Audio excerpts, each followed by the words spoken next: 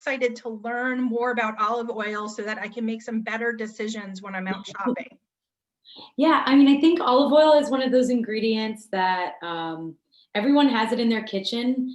Some people, it's not something they think deeply about, but there is a huge variation in the quality and taste of olive oils that are available on the market, and different applications for different oils.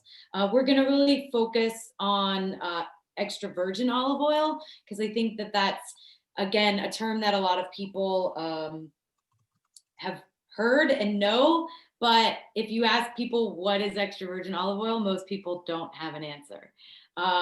So I think that with a lot of food in general, if you guys have joined me before in the past, it's usually for a cheese workshop, and I've gained my access to information to ingredients such as olive oil by my experience being a buyer for the past Lydia, wait 1 second. years for cheese shops and various special Lydia? food. So in addition to cheese, I also was responsible for selecting and sourcing. Oop. Lydia, can you hear me? Hello. Yes. Sorry, you broke up for a little bit there. So you were talking Sorry, about. that might have been me. We've been having some Wi-Fi issues. Okay. Sorry about that. No, it's okay. So if we just step back a little bit, you were kind of talking about where you gained some of your knowledge about olive oil. Yeah, so as I mentioned, I was a buyer for cheese shops, specialty food shops throughout Chicago for the past 15 years, and have been able to meet producers, visit a couple olive oil producers overseas, and also, you know, the best way to learn about something is to taste it and work with it and try it. And through that experience, I've been able to try a lot of different olive oils. And before I understood what I was tasting, I could always taste the difference, but I didn't really quite grasp. And because olive oil is an ingredient we often cook with and we don't taste on its own, sometimes it's hard to immediately recognize the differences from one oil to another. And also, you know, just what you're tasting, especially when you're talking about using it to cook things when you're adding heat. With olive oil, I think extra virgin olive oil, if you're a purist and you want the higher quality oil, you can cook with it. But for me, the essence of a true high quality extra virgin olive oil, and if it is a true extra virgin olive oil, it will cost more.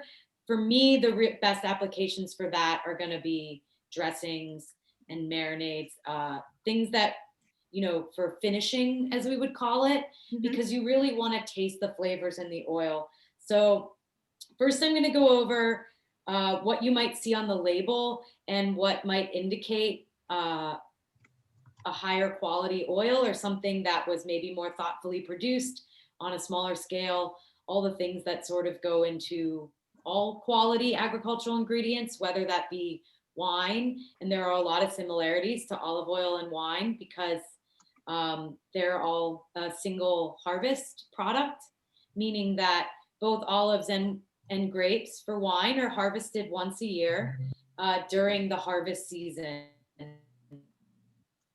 After the fruit has spent enough time out on the vine to have the right qualities to turn sugars into alcohol in the case of wine, but in the case of olive oil, to preserve all the nutrients and flavor that have developed in the olives as they've grown in the summer. So a lot of the terminology between wine and olive oil is similar. So if you already know wine, you'll have a leg up because a lot of the terms on the labels will be similar to terminology that you might look for in wines. So the first thing is, again, this idea of a harvest, because because it is only harvested once a year and then bottled, any extra virgin olive oil is going to have a harvest date on it. And for most producers, the harvest date is going to be somewhere between like October and December of that year, if it's grown in the Northern Hemisphere. If it's grown in the Southern Hemisphere, which we don't see a lot of Southern Hemisphere oils on the market here, but they do exist, those would usually be harvested like April to July.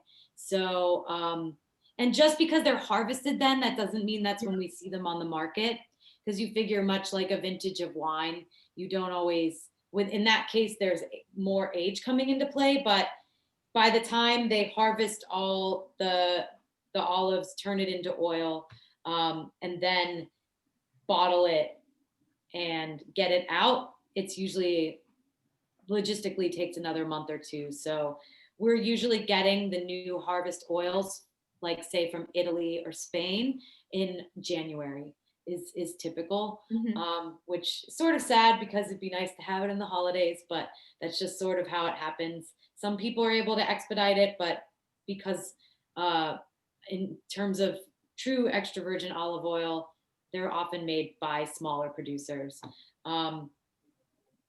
Unfortunately, the term is sort of further bastardized by mislabeling. About over 60% of all the olive oil imported from Europe is mislabeled as extra virgin olive oil when it in fact is not.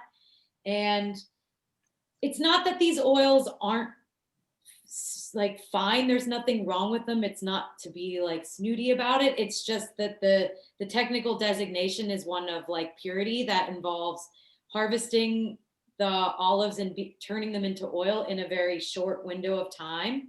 And then also having no intervention of chemical processes or any additives. And when you make something on a really large scale, it's very hard to do that. So sometimes you have larger producers that are doing adulterations and they're not labeling it as such so that they can be labeled as extra virgin. And in a lot of cases, they're not. And unfortunately, besides tuning up your palate, there's not a lot of good ways to avoid it, but there are some things you can look for that'll help you recognize an oil that more likely is an extra virgin olive oil. And the first thing is the acidity level.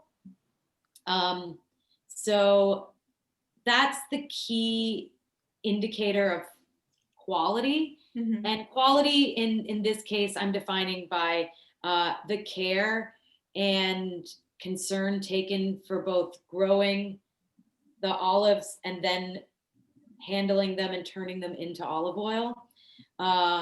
And one good indication of that is if someone is estate bottled.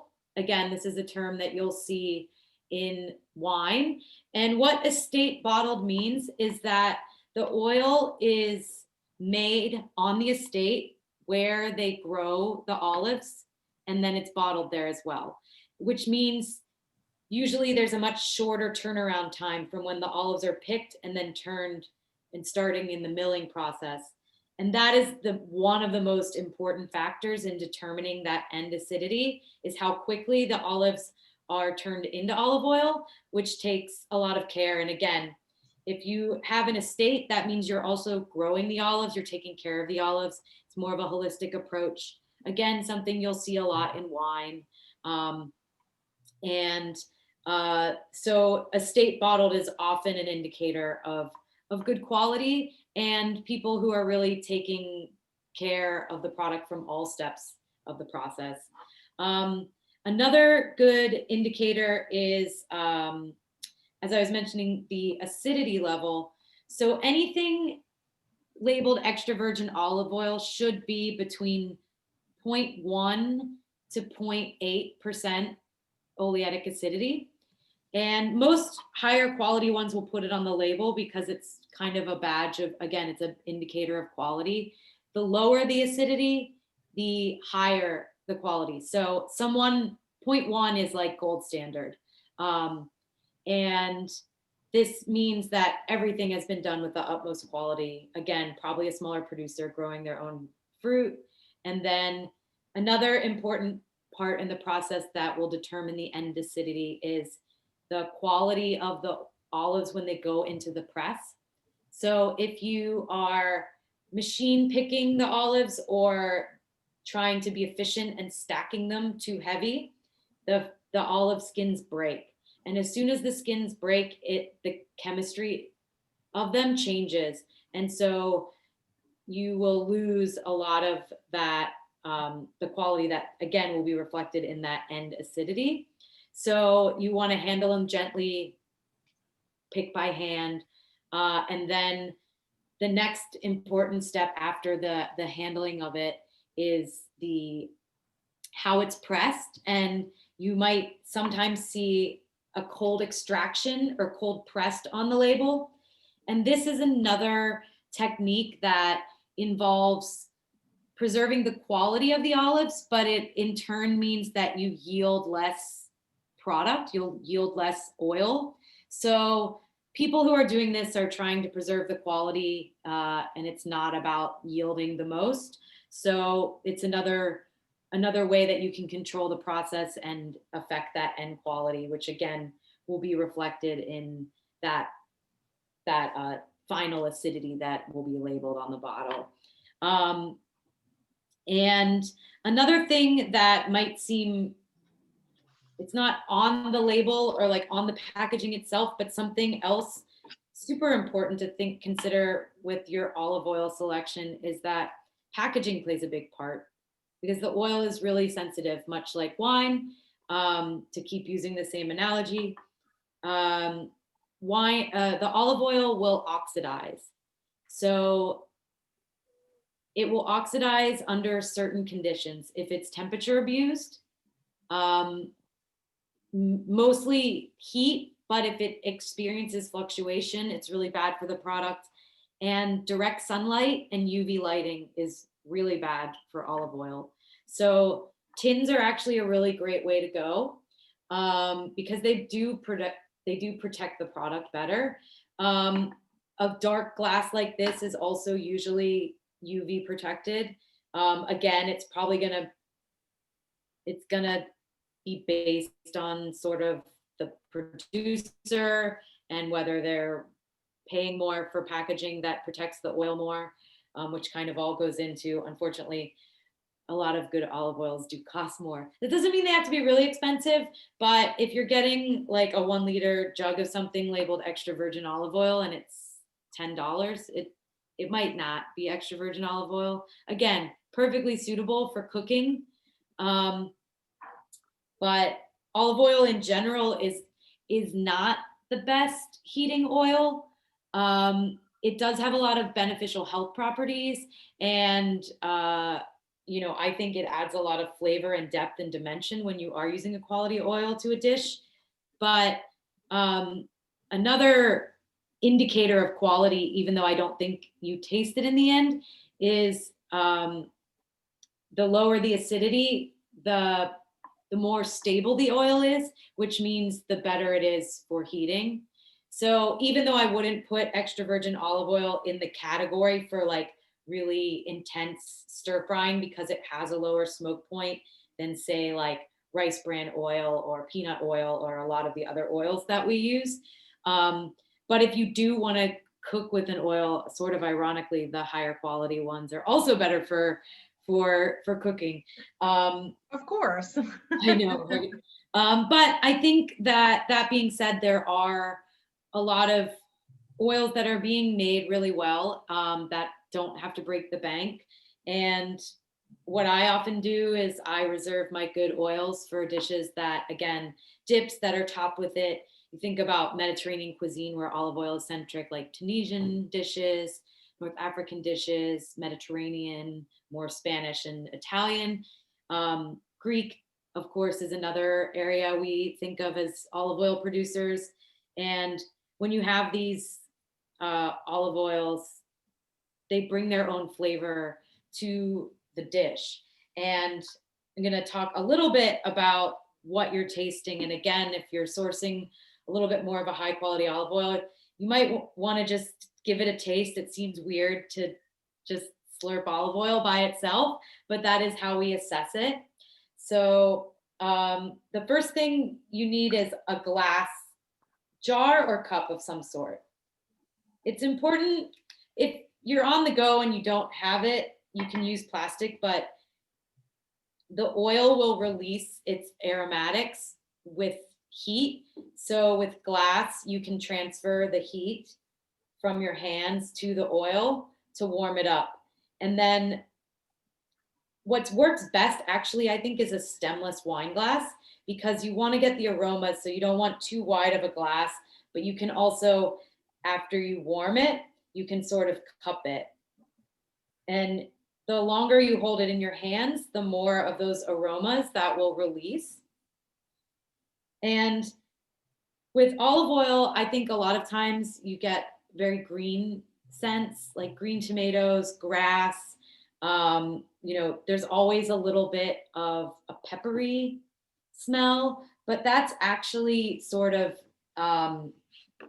another indicator. Like sometimes I think when you try an olive oil on your own, your first reaction might be that it's really spicy or peppery, or what we might call pungent, or even bitter. But that's actually a sign of quality. Again, preserving all of those beneficial nutrients by handling the oil, handling the olives well, taking care to make a high quality olive oil, means that you get more of those nutrients in the end product. Antioxidants are a big one, omega-3s. But then that taste that you get, the bitterness, is polyphenols.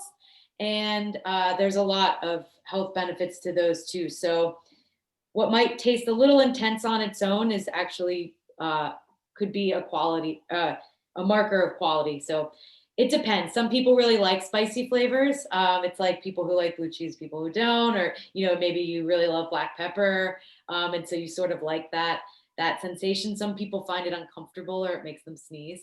But when you have it with a mix of other flavors, it's usually not as stringent. But trying things on its own, you're always going to get a little bit more of an intense experience. But it's sort of the way you want to measure what you're tasting. So after you warm it up and you get those aromas going, much like wine, you sip it and then you want to aerate it. So you sort of slurp. With oil, I always recommend, like, if you've ever done oil pooling, then it might not gross you out. But if you haven't and you're not used to drinking oil, you really just need a tiny bit. You don't have to take a big sip. It will not be very pleasant. So you kind of just take a little bit and sort of suck air through your lips. I usually kind of push it around my mouth because you sort of taste different things in different parts of your mouth. So I feel like the peppery burn sort of more on the roof of my mouth and in the back of my jaw, and then like more of like a grassy sweetness sort of towards the front of my mouth. And some, again, tasting it on its own is a little bit more extreme, but this is like a very clean, very delicate oil. And this one is actually a French producer. You don't see a lot of French olive oils on the market. I'd say Italy, Greece, and Spain are really the big producers from Europe that you'll see here. And I say for quality to price point, Spain is always a safe bet. It's the same. It's also true with wine. But there's a lot of really great small producer olive oils being made in Spain that you can get here for a reasonable price point. France, unfortunately, much like wine, is not the cheapest option. And that's because they don't make a lot of olive oil in France. As you might know, if you're a fan of French cuisine, butter is a huge part of, and dairy in general is a huge part of their cuisine. And they don't have, there's certain regions like Provence where this oil comes from that have a tradition of making olive oil, and it's part of their cuisine, but it's not integral to a lot of regions or a crop that grows well in all parts of France. So you don't find as much olive oil from there as you do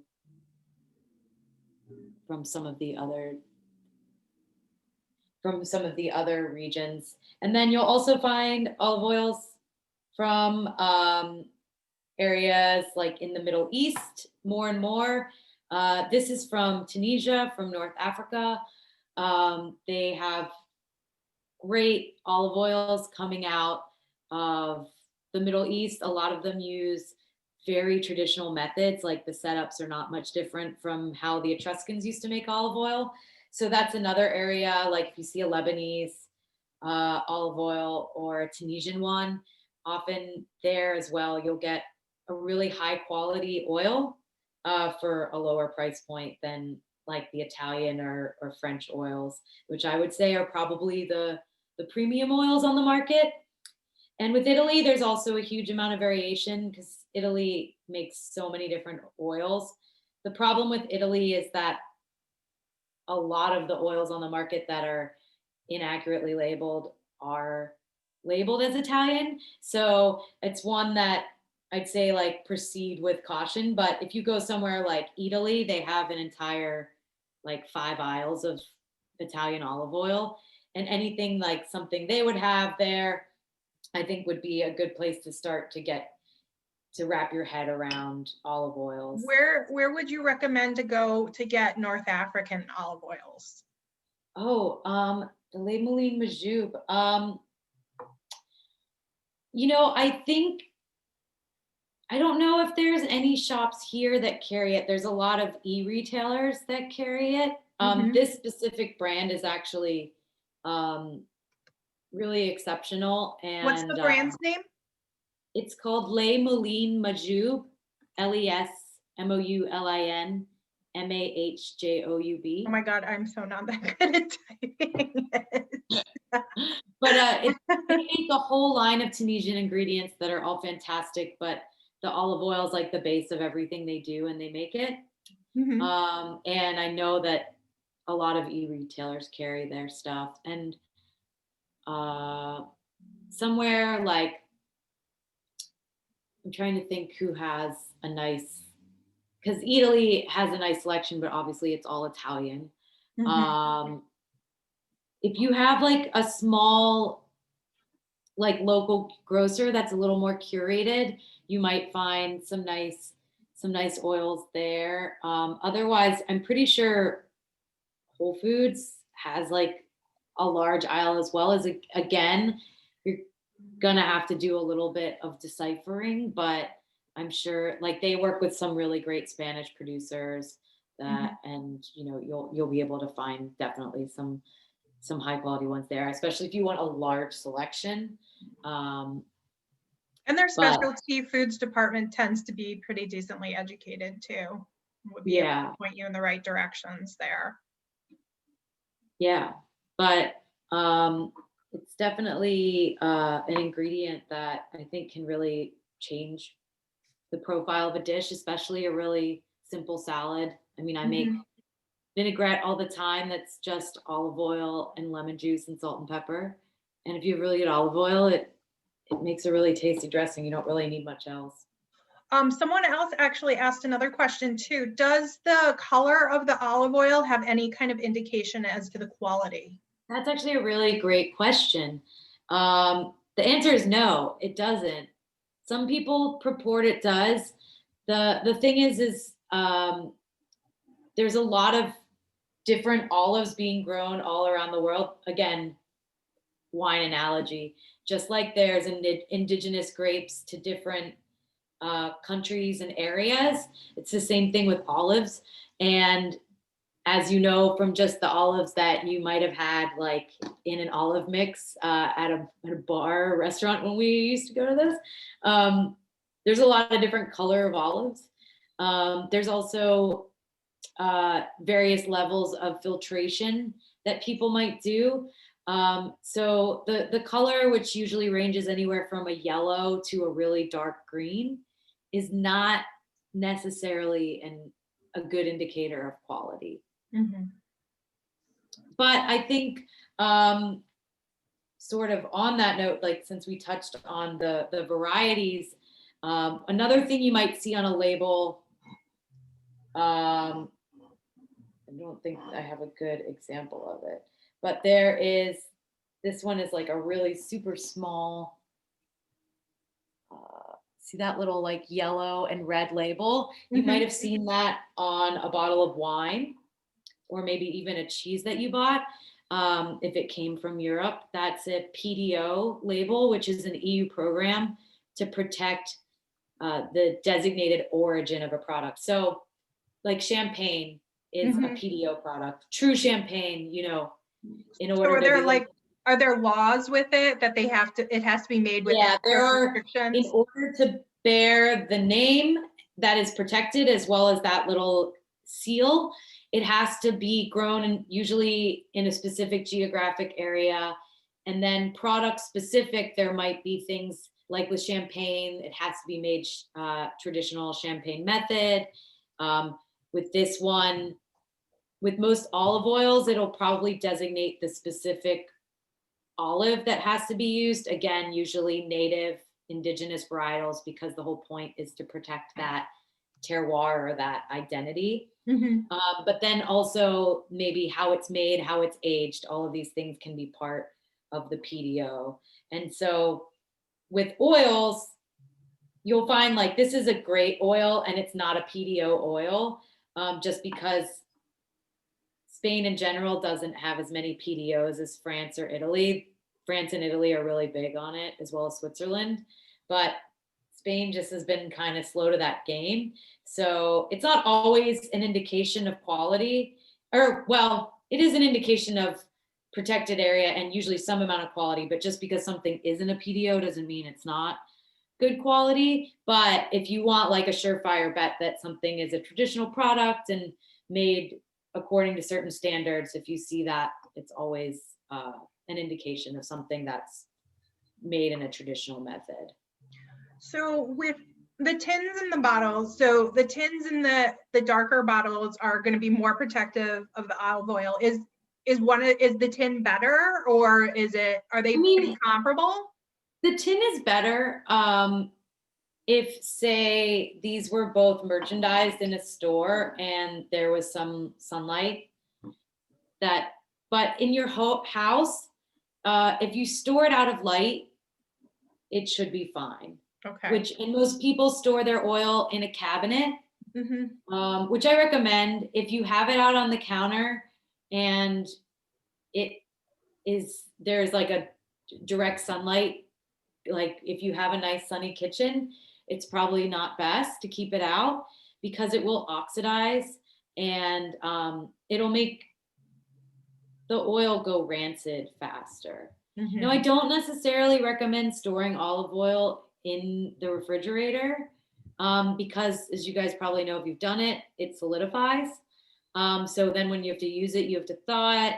And it doesn't need to be kept that cold. If you have a reasonable room temperature, that's actually the best for it. Unfortunately, kind of like an open bottle of wine, though, it only has so much time before it will go rancid. It's not like a ticking time bomb, but I would definitely recommend opening an oil, using it, rather than having several open. I mean, you might have other oils of a different type, but if you're gonna go for an extra virgin olive oil, I would like use one at a time because you want to move it or it will go rancid. And then it's actually interesting little tidbit, because it is a measure of quality. Extra virgin olive oil after 2 years is no longer extra virgin olive oil. That makes sense. It's lost its virginity by that time. Yeah, and like I mentioned, most producers will, in addition to the date that it's harvested, which would usually just say November and a year, December and a year, they'll always have a best by date. And it's going to be, again, that 2 years from when it was bottled. And if you have a bottle and it hasn't been open, like, you don't want to hold on to it forever, because again, after 2 years, there is a mark in degradation. But if you have it and it's not open yet, and you're storing it at a reasonable temperature out of light, it is stable and it should maintain its quality. But once you open it and it's exposed to the air like wine, that's when you have to start thinking about using it. Would it be a smart idea, like if you bought a bigger tin, but you're not going to be, would it be smart to take your big tin, maybe take a bit out of it, and then let that big tin sit, use what you've poured out, and then go back into it so you're not opening that large container as often? I mean, once it's open, it doesn't matter how many times you actually open it, but you do want to keep it out of light and, at a regulated temperature. The thing about the big things is that they're always tempting because they're a good deal. And if you use olive oil as your primary oil and you cook with it a lot, then you might go through it enough. I also just cook with a lot of olive oil, like, because I make a lot of like vegetarian dishes where I'm like dressing things with olive oil. But even for me, it's sort of like the big ones. If I'm not using it to cook, I don't usually go through them quick enough. I'm talking like really big, like the bulk ones, like 2 liters or whatever. 1 liter, I say is perfectly reasonable, and you can also get some good deals on getting things in a liter format. But much bigger than that, unless you have a really big family or you cook like crazy. Now, someone also asked, she's like, how long is it before it goes rancid if you tend to store it in a dark cabinet? Is there I mean, it's hard to say because it really depends on the oil itself. Again, it also depends on where you got it and how old it is when you got it. So again, a higher quality one will tell you all of that. I haven't had much problem with like rancid oil when I know when it's made, because again, they don't think there's any like perceptible degradation until 2 years. So it's not that it's even rancid at that point. It's just you're gonna first notice it. That's when there's like the quality itself has like broken down over time. So I think it really depends. I bought an oil at a store which I otherwise love and adore and highly endorse, but for olive oil, maybe not TJ Maxx or Home Goods, because like it was really old. But I was like, oh, I know that brand, and it's usually like so expensive, and I was like, why is it $8.99? And I'm like, oh, because it's probably $5. And I didn't look, and then later on the bottom of it, I saw a like sticker with the harvest, and it was like 5 years old. Oh boy. Well, I can tell you after 5 years, that particular one definitely was rancid. But I think a lot of it too is like we don't have a lot of control. How it was transported. We don't really know what happened. So again, working with smaller producers or smaller shops who are working with smaller purveyors, usually there's a lot more control over those things, which is nice if you can afford to. Obviously that's now. Someone had a question also about flavored oils and if they keep really well or if they behave the same way in cooking. So there's much like any base oil that it might be made out of, like we've been talking about, there's a huge range of quality of flavored oils. If you're and there are some really premium ones that are quite expensive as well. And some of those are extra virgin. And then they have like infusions. Usually if they're higher quality, it's like a natural infusion. But citrus is really popular, one of my favorites. That's really popular in Italy.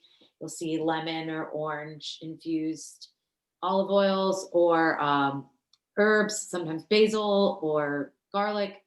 Again, it has to do with the base oil that it's used. If it's an extra virgin olive oil, it's the same sort of timeline or of everything we just discussed, sort of how you can try to care for it and make sure it doesn't go off as quickly. But I think the main issue with the flavored oils is we don't use them as much as we would use just a regular oil. And so I always am like, in my house, they tend to sometimes be the ones that will go rancid because I use it in a recipe and then I forget about it and I don't use it for a couple months and then I use it again. And then, eventually one of those times when I go back to it, it's going to be rancid. But I think if you, again, like the oil, if you make a point to kind of use it, not have it stick around for over a year, I think, you just have to kind of turn and burn it. And again, you can put it in the fridge, especially if you have a house that's like very temperate and or no, that's the wrong, like if it has a lot your of temperatures fluctuate. Yeah. But and it might help it stay a little longer, especially if it's like a smaller flavored oil. Sometimes they're a smaller bottle. But really the key is just going to be using it in a reasonable amount of time. Okay. Would you be able to recommend a major widely available brand? Yeah. They're one of my favorites, and I'm pretty sure that Whole Foods has it, is a Spanish producer called Nunez de Prado, Nunez. That I can spell. Prado. And they're an estate grown property. They use the local native varietals. They have 2 different oils. They're both really exceptional. And I think that they are a good, like, in terms of the price point to the quality, again, I think it's a really good one. They have some in bottles and then they have a 1 liter tin. That's like my go-to. Again, I like the tins in general. I think I like the way they look. I think they're easy to use. But some of these glass ones now, the higher quality ones, do have these like fun little spouts that actually pop out, which also make it nice. But yeah, that's like a good, I'd say, like, super tasty. I think you can taste the difference, but like won't break the bank either. If you like French things and are curious about like top of the line French, this company Castellines, I think, is the way to go. And then I already mentioned the Tunisian one, which I think is another great option for a really high quality oil that is, a good price point. And the Les Moulins Magib is also organic, certified organic. So if that's something you're interested in, a lot of these traditional ones in Spain, I'd say, are grown according to more traditional organic methods, but most people in Spain are not certified organic. It's just not really like a big part of their culture. Mm-hmm. So you won't see that as much coming out of Spain.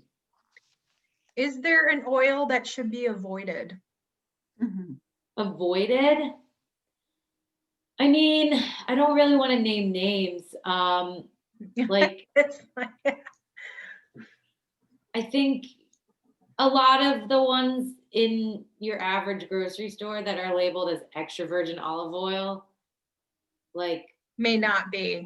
Also from Italy, might be suspect. But there are larger producers too who actually do, who do actually make quality oil too. It's just sort of like one that's bigger that is cheaper, but I think they actually like pass the quality is like Partana. I've seen their stuff is pretty widely available, but they're actually good, is what I'm saying. Yeah, that they're a more major brand you'd recommend. But there's a lot of those major brands. There's been these like if you Google it, it'll come up. There was like this expose where they essentially like list all the brands that were mislabeled. This was done years ago, but I think a lot of them still exist. Yeah, I think a lot of that information's like just one Google search away. Yeah, but there's a lot of them. I mean, it's 60%. So it's like, it's a lot of olive oil. Yeah. But yeah, I mean, I think that there's, like I said, again, it's also not to say that there's anything wrong with that, especially if you're largely using it for cooking. But for some of the like true essence or something like a little more special, a little more elevated, yeah, it's unfortunately going to cost a little more. Now, are there any substitutions that you would say is okay for olive oil if by any chance you weren't able to get olive oil? I mean, it really depends on the application, like what you're using it for. A lot of people like grapeseed oil. It's more neutral in flavor, so it's definitely gonna have a more delicate flavor. But I do different dishes where I use things other than olive oil, like even for the dressing, like nut oils, for light sautéing, any kind of neutral oil, like avocado oil is becoming more popular. But peanut oil, if there's a peanut allergy, Rice Bran is a really good neutral allergy friendly oil. A lot of restaurants are kind of switching. Yeah, they're really on board with that these days. So yeah, because it's like there's no gluten or there's no nut. So, unfortunately, a lot of oils can be problematic for a lot of the hot button allergies. But for, light sauteing, grapeseed is great, as well as some of those other more neutral options. And there's also good old fashioned vegetable oil. It's going to work. It's probably not the best for you, but. All right, does anyone have any other questions? I think we covered a lot here. So, I mean, such a fascinating subject. And yeah, I like how Really scrape the surface. I like how much it like can be compared to wine, because a lot of people have done this. Oh, I have someone who's asking about the Kirkland brand at Costco. Any thoughts or input on that? I don't know, because so Kirkland is like a private label. Which means that they don't actually make the olive oil. Someone else makes it for them, and then they just make it that bottling for their label. Like all of Trader Joe's stuff is private labeled.